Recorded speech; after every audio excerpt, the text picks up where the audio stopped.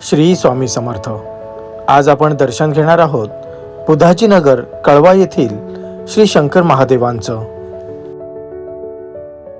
या मंदिराचं व्यवस्थापन श्री शंकर मंदिर चॅरिटेबल ट्रस्ट यांच्याकडे आहे। हे मंदिर कळवा स्टेशन पासून 8 ते 10 मिनिटांच्या अंतरावर आहे। तसेच कळवा नाका आणि छत्रपती शिवाजी महाराज हॉस्पिटल येथून 7 ते 8 मिनिटांवर आहे।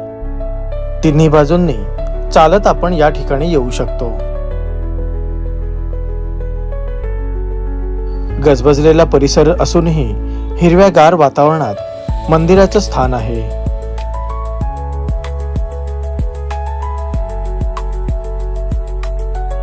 आपण पाहतोय मंदिराचं प्रांगण खूप मोठं आहे।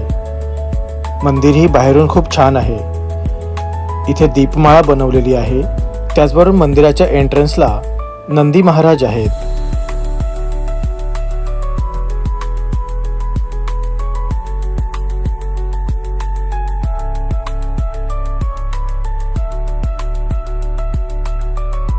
आपण पाहू शकतोय मंदिराचं प्रांगण किती मोठं आहे।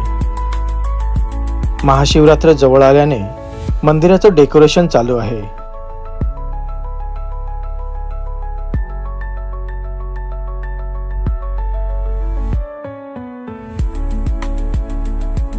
आतून सुद्धा मंदिर किती भव्य आहे हे आपण पाहू शकतो।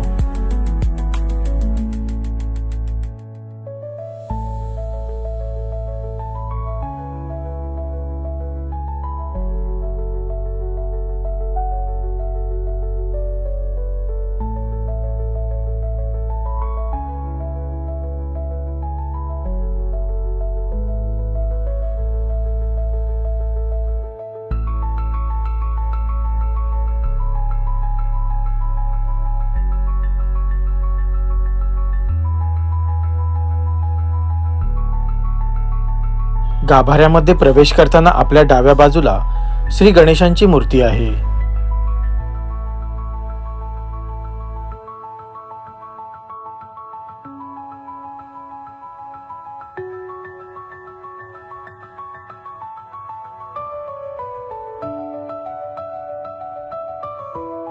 तसेच आपल्या उजव्या बाजूला श्री काळभैरवनाथ आहेत।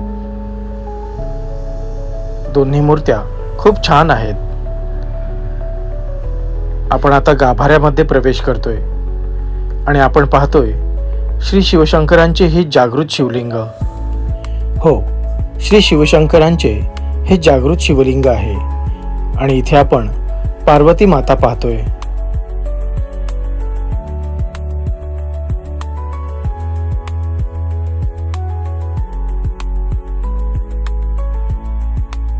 हे जागृत शिवलिंग असल्यामुळे इथे खूप मोठ्या प्रमाणात भाविक शंकर महाराजांच्या दर्शनाला येतात। श्रावणी सोमवार आणि महाशिवरात्र यावेळी तर भक्तांची अलोट गर्दी असते।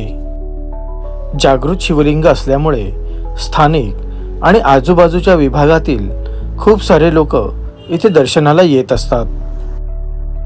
थोड्याच दिवसात महाशिवरात्र आहे, त्यामुळे इथे साफसफाई आणि सजावटीचं काम चालू आहे।